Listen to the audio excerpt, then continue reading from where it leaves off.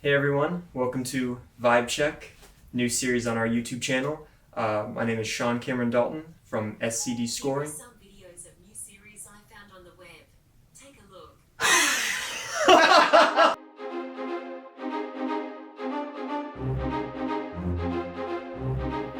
Hey everyone, welcome back to Vibe Check. This is our second video. Today I'm going to talk about a subject that I think is often overlooked, that I'm calling ins and outs. It's not an industry term, it's just what I call it, and it's basically deciding where the music is going to come in and go out of the film. A lot of the times, you'll be deciding this with a director in something called the spotting session, which is where the composer and the director sit down and literally watch the film, and they talk about where the music is going to be, what it's going to sound like. In this particular case, I'm going to show you a film that I did called Trials of the Riddlemancer, which was for the 48-hour film project. So I didn't get to have a spotting session because there's so little time to work on this. So what I did was the film was given to me and I was told to just have at it, make it sound good. So I highly recommend you watch this video first and then come back so that the lesson will have a greater effect. So here we go. Alright, so this is Trials of the Riddlemancer, and this is a fantasy, pretty lighthearted. So right away, I'm just going to play and let you hear how the opening music starts. Beyond your world there is another, a world full of magic and mystery. In our world, kings rule and a great evil lurks, a Dark Lord. To counteract the Dark Lord's power, a blade was forged from pure glass, and when wielded by the pure of heart, it was used to banish the forces of darkness. Now the Dark Lord has returned, as Dark Lords tend to do. Luckily, the wizard Lachlan found a new chosen one. So basically, that entire beginning portion, of which I stopped right in the middle, is a prologue of sorts. It introduces the world of the film, the plot, the characters, and we needed something, it's fantasy, so something big, happy, boisterous sounding to play under the narrator's voice.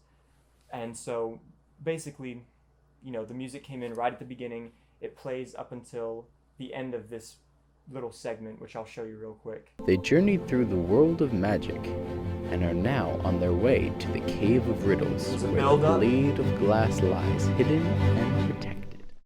So the music stops right at that cut to black, kind of to signify that, hey, that's the end of that. We're moving on into the actual story of these people. So for this next section, there's no music. That exact same thing 6 times since we left the village. Just be honest with me. Are we lost? I am a wizard. I am never lost. They were hopelessly lost, but by some stroke of luck, they were close. We could have something playing there, but really, it's time for the dialogue to take over. It's time for the jokes to start coming in. Music's just not necessary, I feel like. Until... In fact, Yuka had found a map a full week ago, but Yuka being Yuka, she couldn't read the map and continued on her merry way. So that little kind of fun little side thing was a good place because without music, it would have been an awkward jump to this, lady in some place we don't even know where she is. So having that fun little, I think it's a harpsichord we have playing there, helps to transition the scene, and also it's pretty lighthearted. It makes it more fun to watch. And then it gets serious again. Here it is, chosen one. The entrance to the cave. It's not really melodic, it's just some tremolo strings, and then we have a big hit on the cave because that's where most of the story takes place. And it's the same instrumentation as the opening, so it keeps everything kind of, glued together. So there's no music for this next minute while they talk about whether or not our main protagonist wants to go through with this quest that they're on. I'm going to move forward just a little bit. So she enters the cave, and we essentially meet the Riddlemancer. We hear his voice, and the battle of wits begins. And so we have some kind of quirky music playing underneath. And the music actually starts once the riddles start being thrown not back and forth, it's very one-sided.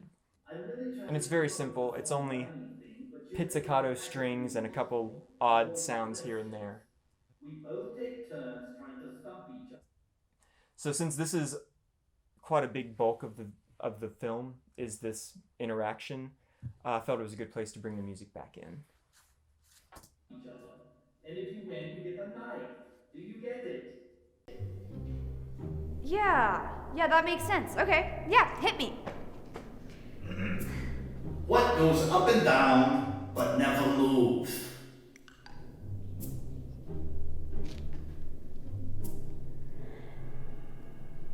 Crap. This is the first one. Are you kidding me? Now, that goes on for a little while, so I'm going to skip ahead to some music that helps transition.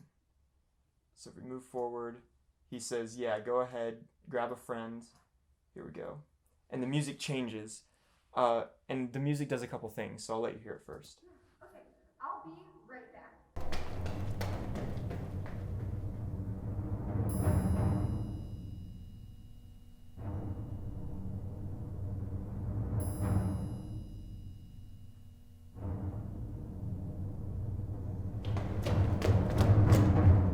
Hey. All right. So we had the idea that all these drums were going to hit these different points. So we have the first roll on the barbarian with the axe. Second one is on the wizard. And then the third one is when they come back in. And it's kind of overly dramatic, which makes it all the more interesting and funny to watch. But then it continues on to emphasize the fact that this wizard, who's supposed to be very clever and smart, also is stumped by the riddle. So I'll show you how that kind of plays along. I'm back. What goes up and down but never moves? That's the first one. Classic stumper. This is most So interesting. it kind of builds up the anticipation of whether he can get it. You have no idea, do you? Frogs? And he says the same answer she does, which is ridiculous. And the drums lead up to each of those. So it's silly, but it was also effective. And then they begin arguing. There's no music right here, because one thing you have to keep in mind is that when it comes to sound, it's always dialogue first, effects second, music third. So whenever there's something important said, whether it's jokes or important plot information, music always has to take a back seat. And in some cases, like the writing in this was very well done. So the music, there didn't be any at all. Just wasn't necessary. I decided the next place the music needs to come in is when our third character, who throughout the entire thing is kind of a doofus, gets it right. No, you can't be wrong about this. You dragged me away from my inn, my family, my whole life, everything on some stupid quest for an educated guess? Stairs. The answer is stairs. I liked that little, I think it's a Celeste, that, you know, that kind of light bulb went off. She gets it. And then you have this kind of triumphant sound underneath as she explains her thought Stairs process. left me outside. I got bored. Stairs go up and down and they stay in one place. Finally, someone with some intellect. So she gets it, Ask your question. and Go for it, man. we go on a little bit. This continues playing, How are you today? and he says, I'm going to give you the knife. Or excuse me, the dagger. The Riddlemancer was very lonely, but And it's trying still not to very show. triumphant, very proud. It builds up, builds up, It showed. and then it kind of cuts off, and the reality of the hilariousness sets in. So that's yet another moment where we have the music building up very dramatically, and there's very silly payoff. And I think that's why the film works so well. Seriously? And then Yes. Take it. Thank you, sir. we have the exact same thing from the beginning, but changed a little bit. Come in as we see the dagger, finally.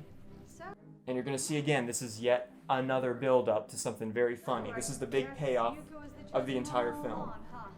Weird how fate works, huh? And she breaks it, and it cuts off.